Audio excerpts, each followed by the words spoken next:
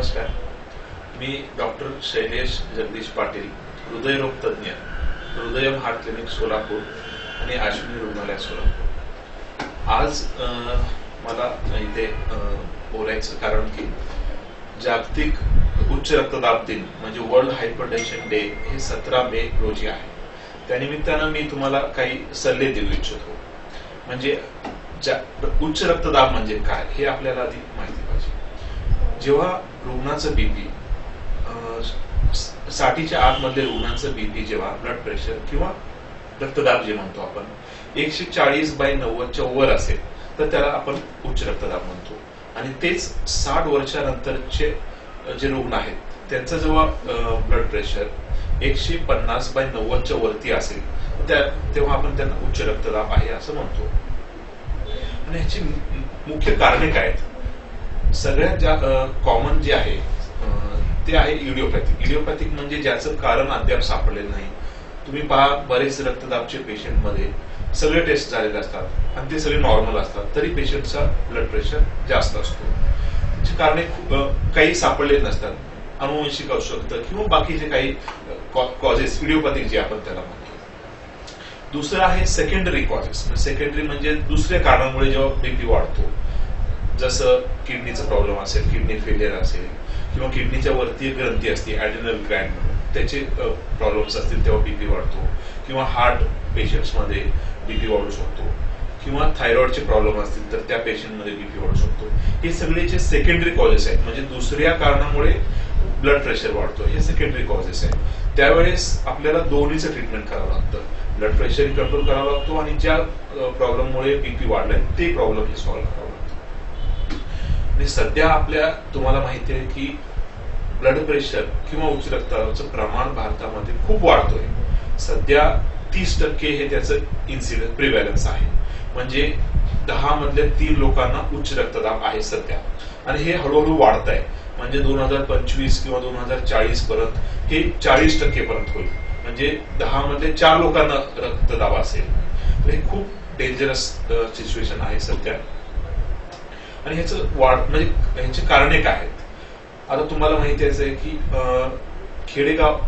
खेड्याकडे तुम्ही जेव्हा पाहतात त्या रुग्णांमध्ये ब्लड प्रेशर हा कमी असतो आणि शहरातल्या रुग्णांमध्ये ब्लड प्रेशर जास्त असतो।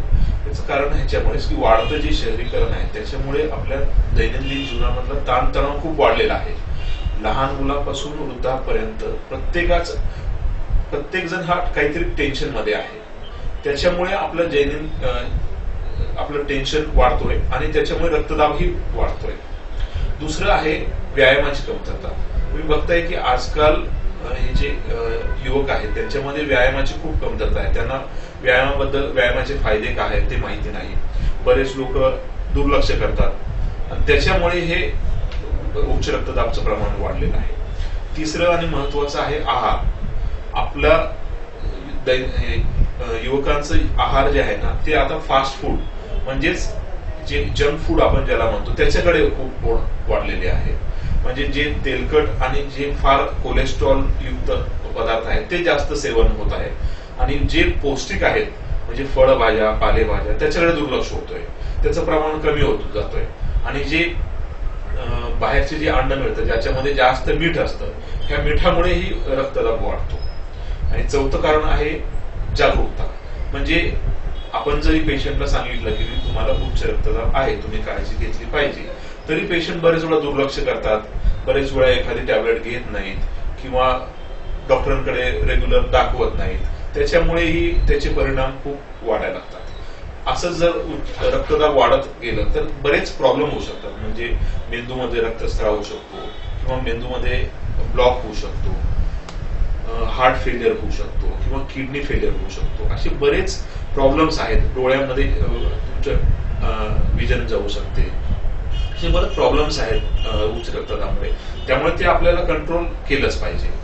त्यामुळे मी ह्या जागतिक उच्च रक्तदाब दिनामुळे तुम्हाला एक संदेश देऊ इच्छितो की आपलं जे उच्च रक्तदाबाचं शिक्षण आहे हे आपण शाळेपासून चालू केलं पाहिजे। म्हणजे शाळेच्या मुलांनाही आपण याच्याबद्दल माहिती दिली पाहिजे की उच्च रक्तदाबाचे परिणाम काय होतात, ते टाळावे कसे, लहान मुलांचं जसं वाढतो वय आहे तसं त्यांचा आहार कसा असावं आणि त्यांनी रोज किती म्हणजे मिनिमम एक 25 ते 30 मिनिट व्यायाम केला पाहिजे.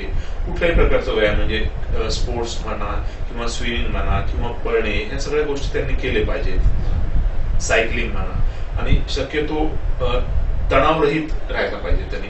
अभ्यासाचं टेन्शन असेल किंवा बाकी कुठलेही घरगुती टेन्शन असतील त्या सगळ्या दूर ठेवून किंवा त्याच्यावरती कसं मात करता येईल हे त्यांनी त्याबद्दल विचार केला पाहिजे. आणि अशी आशा करतो की पुढच्या 10-15 वर्षात आपण रक्तदाबाचं प्रमाण हे नियंत्रित ठेवण्यामध्ये यशस्वी होऊ.